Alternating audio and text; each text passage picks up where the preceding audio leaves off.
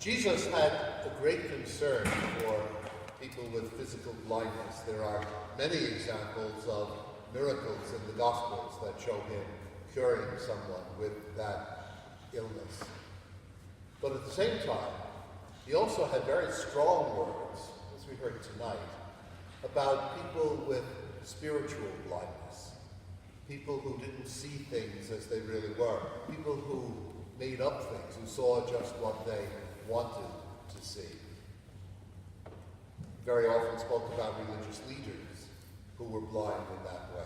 Again, tonight, where he says they're going to lead other people into very difficult situations because they're following those who are blind.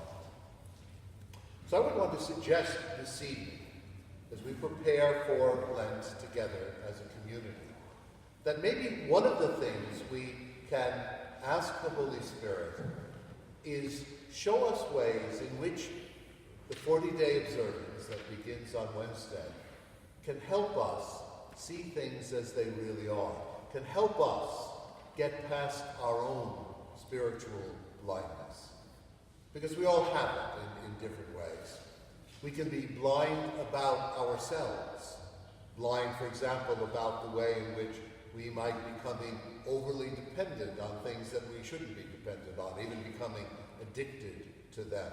Anything from alcohol to drugs to the internet can be things that we just get caught up in so much, but in other ways as well. We can simply not really see what we're really doing because we've blinded ourselves to it. We can also become blind to one another, blind to the needs of people around us, blind even in our own relationships. I'm not a big fan of country music, but there was one country music song that I heard years ago that struck me as being so true that the refrain has always stayed with me. Put another log on the fire, fetch my slippers, then go make my tea. Put another log on the fire, then come tell me why you're leaving me. And the verses, which I don't remember, go on in the same way to talk about a husband who no longer really sees his wife, who only sees a servant, and who is now completely dumbfounded by the fact that she's just not going to take this anymore and is leaving him. But there are different ways in which all of us can be blind to the other people in our lives. And we can become blind, allowing ourselves to follow people, leading us in directions that are going to have us fall into the pit. We can end up following political leaders who lead us in very blind ways. And that can happen on both sides of the aisle. You've heard me already talk about the way in which people can get very correctly interested in women's rights, but then become blind that even in the third trimester, fetuses really are human beings with human rights. And people can get very correctly interested in keeping the economy on a sound track and then just get completely blind to everything that science is saying about global warming, about global climate change. One way or the other, we can end up following blind leaders and end up getting ourselves blinded in the process. So, if we want during Lent to allow ourselves to accept the challenge of getting beyond our blindness, how can the three disciplines of Lent do that? The prayer, the fasting, the almsgiving. Let me start with the almsgiving. Yes, part of the almsgiving simply means giving of our financial resources to help those who are in need, to help the parish community meet our expenses in spreading the gospel.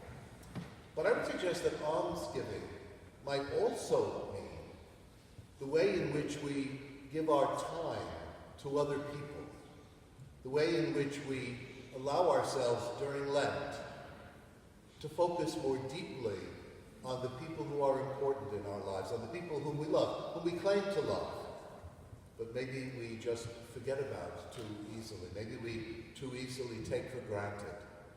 How much time do we give to our families? How much time do we give to our friends? Is not part of our almsgiving the giving of that to those around us as well?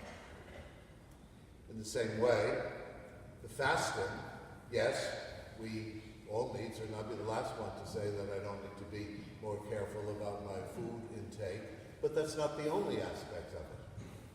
Fasting also means what are the things that we need to allow ourselves to see more clearly are having more control in our lives than they should, and allowing ourselves to get beyond that. And the prayer simply to be able to say, Spirit of God, open my eyes. Teach me to see what I don't see. Teach me to see the ways in which I am blind, so that I can truly be able to grow. So, as the palm is brought forward at our offertory, so that it can be burned to become the ashes that we'll use on Wednesday, let us ask the Spirit of God, how can the 40 days of Lent and the 3 disciplines of Lent, the prayer, the fasting, the almsgiving, open our eyes more, so that we truly can see not what I want to see, but see things as they really are.